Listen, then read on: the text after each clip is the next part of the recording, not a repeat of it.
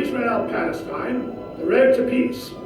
Chapter 1, a crossroad between cultures. Before you is a map of the southern Levant, the geographical region in which you are now standing. It incorporates the area historically known as Palestine, a place whose racially mixed population has been controlled by many states and empires throughout history, including the ancient Egyptians, Greeks, Romans, Arab caliphates, and Ottomans. Chapter 2. Let's create a new country. In 1947, this area was controlled by the British. Britain and the United Nations put forward a partition plan, creating two separate states, Palestine and the new, larger state of Israel. Israel was intended to be the national home for Jewish people, many fleeing terrible persecution in Europe, particularly the Shoah or Holocaust. At the time, many Jewish families simply had nowhere else to go. So the Jewish people needed a place to live, they got one, and it all worked out fine. No, hold on. The problem was, people already lived in this place. Leaders of surrounding Arab countries rejected the plan. Neighboring Arab states invaded Israel. However, Israel defeated them. Its military then drove 700,000 Palestinians from their homes.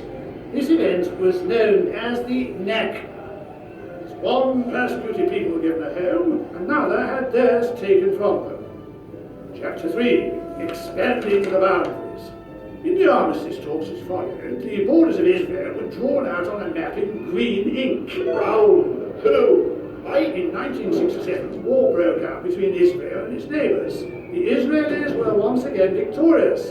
This time, Israel crossed the green line, taking the rest of Mandate Palestine from Jordan and Egypt, and the Golan Heights from Syria. You win! The Israeli military occupation continues to this day. This is what is meant by the term occupied territories.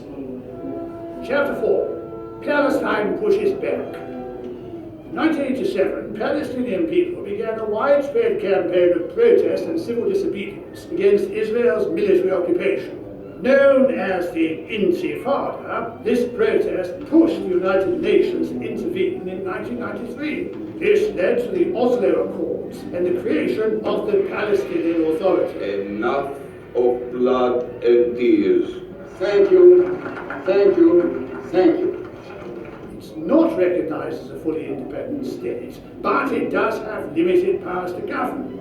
The Accords divided the occupied territories into areas A, B, and C, with only area A under Palestinian civil and security control. In this new and severely fragmented Palestine, any movement between the various regions involves roadblocks, checkpoints, permits, and ID cards. Modern Israeli tourist maps and schoolbooks often don't represent occupied Palestine and use Hebrew place names instead of the existing Arabic ones. Chapter 5. Building the Wall. A second uprising began in the year 2000. The level of violence quickly escalated on both sides, culminating in suicide bombings and aerial bombardments. Following the uprising, Israel began building the wall. Many claim that security was not the main purpose of the wall. Much of it has been built east of the Green Line, effectively annexing Palestinian territory. The wall also annexes groundwater basins and the largest natural aquifer in the region, meaning Israel has control of the water supply. Across this period, the Israeli government has accelerated its program of building houses on Palestinian land. Referred to as settlements, these self-contained colonies could house up to 60,000 people, many of whom are strongly idealistic immigrants. Settlements have their own Israeli-only roads, buses, water and telecoms. These colonies are bitterly contested by the Palestinians and strongly criticized by the world at large. Since the Oslo process in 1993, the population of settlements has doubled to 570,000. In 2016, the United Nations unanimously called the settlements a barrier to peace. So Israel has been forced to stop building anymore, haven't they? Well, there you are. And if you're not completely baffled, then you don't fully understand. Goodbye.